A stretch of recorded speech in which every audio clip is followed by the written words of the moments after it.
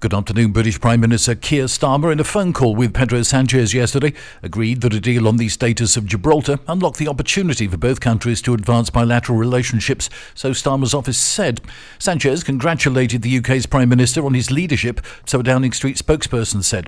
Both leaders also agreed that this development unlocks huge opportunity to advance the bilateral relationships between the UK and Spain on behalf of the British and Spanish people. Starmer also spoke to the Chief Minister of Gibraltar, Fabian Picardo, the spokesperson said, adding that they both agreed the agreement would allow them to plan for the long term whilst protecting British sovereignty.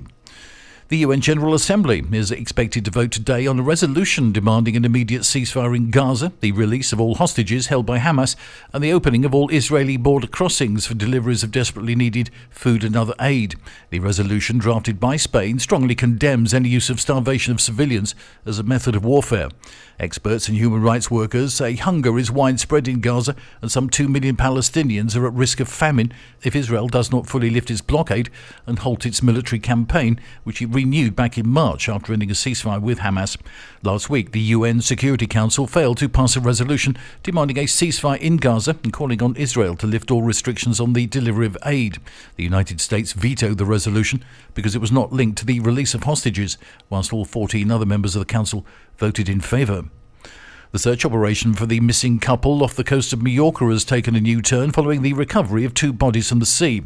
The Guardia Civil have confirmed that one of the bodies belongs to 67-year-old Juan Herrera, who disappeared alongside his partner Angelita last Saturday. Late yesterday, search teams recovered both bodies from separate locations. Herrera's body was found approximately 4 miles from the Cala Figuera lighthouse. The second body was found in an advanced state of decomposition and has been ruled out as belonging to Angelita. The couple vanished after setting off from the port of El Toro in a motorboat for a day of fishing.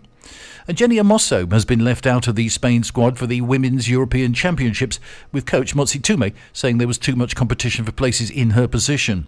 The 35-year-old forward played a key role in Spain's World Cup victory in 2023 and is the country's leading goal scorer, but has featured less frequently for the side in recent months.